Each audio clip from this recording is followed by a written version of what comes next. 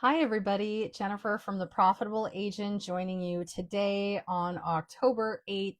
Randomly, my son had a PA day yesterday on a Tuesday. Go figure.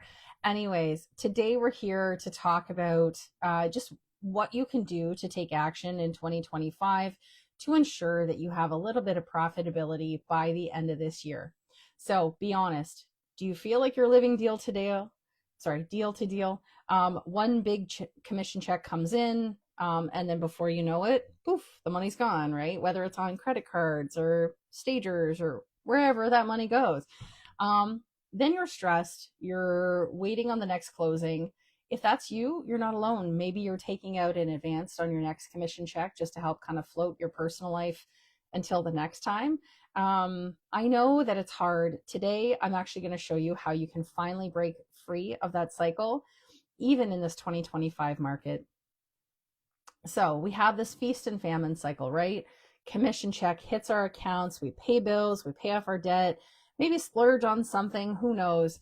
The next thing you know, you look at your bank account and you're overdrawn. And so now we're having to borrow from lines of credit or credit cards in order to help pay off maybe our staff or pay off our HST bill or whatever tax obligation you have, or insert debt here, right?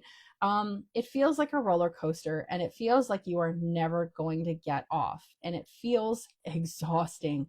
It is overwhelming when you get in this cycle of robbing from Peter to pay Paul. And so today we want to help give you some practical tips in order to really help change your mindset on that.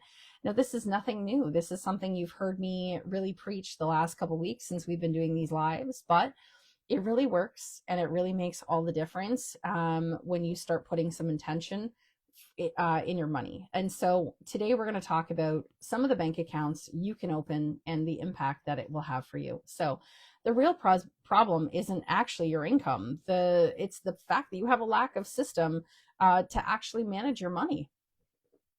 If every dollar is unplanned, it just goes poof, it disappears.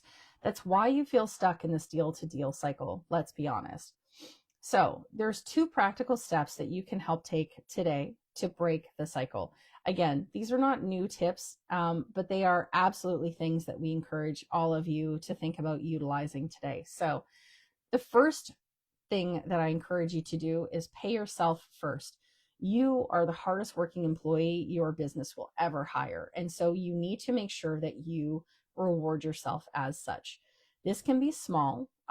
If you are earning up to $250,000 a year, your business should be able to support paying you up to 50% of your gross commission income, or GCI. If you can't afford 50%, maybe you've got too much debt, maybe you owe CRA tax money, start small. So even if you can start with 5% or 10% and slowly over time work your way up to that 50%, I guarantee you, you will see your money go further. So decide on that set percentage for every commission and treat it like a non-negotiable paycheck. What does that mean? Well, that means that regardless if you have a commission check hit your bank account every Friday, you're still going to go in your bank accounts every Friday and just double check to see how much money is in your account, to see if you can actually split that out again into your owner's pay. Or again, if maybe Friday is payday for you, how much money do you have in your owner's pay account in order to help your personal life? So if you have $1,000 in your owner's pay account, go ahead and transfer that money to you. If you need that money and it's payday, that money is yours to utilize. Again, treat it like a non-negotiable paycheck. So every time you get a commission check, you're going to take a certain percentage and put that money in your owner's pay account. So next are some little mini safety nets. So these are separate accounts for taxes, expenses, and again, your owner's pay. So your tax account can be a savings account. Your owner's pay can also be a savings account. Your expense account, though, I would suggest you make that a checking account. And here's why.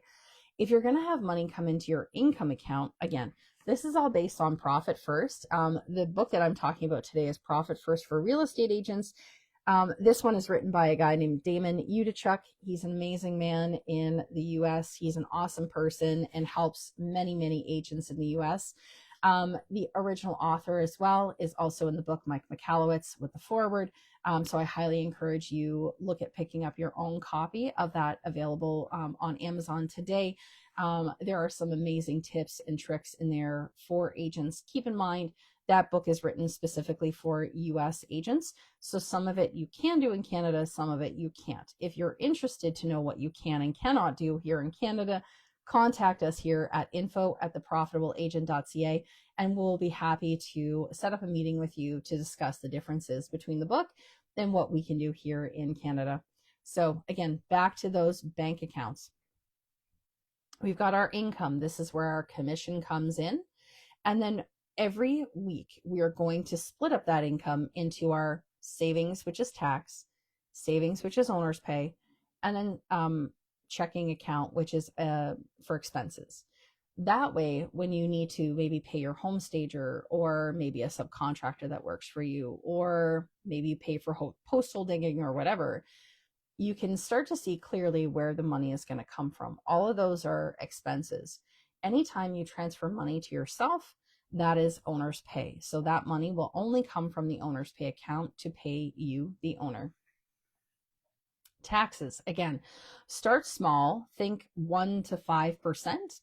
This can absolutely be, so if you are a registered corporation, which is called a PREC in Ontario, or if you're in a different province here in Canada and you have a regular incorporated business, again, think small, but think long-term gains, right? So even if you start by 1% every quarter, look at adjusting your numbers and increasing it slightly. So maybe today you start at 1%, and then next quarter, which would be January, you'd start at 2%. And we make that slowly build over time so that you can help pay your corporate tax and your personal tax. And hint, that also should include your accountant's tax bill at the end of the year as well, okay? Even small allocations really help to build stability. So it's all about building the habits right now. It's not about being perfect. It's honestly about creating consistency. So you're no longer at the mercy of the next deal, the next deal, the next deal. You have control, even in a tough market, if you build these habits. So let's talk about this for a sec. If this hits home for you, I want you to keep following these weekly trainings. I'll be sharing practical steps to help you go from stressed to stable. Our mission at The Profitable Agent is to truly help change the amount of realtors that stay in real estate long term. There are way too many people that put so much time and effort into their education and into their career and decide to exit just as it's about to start to take off.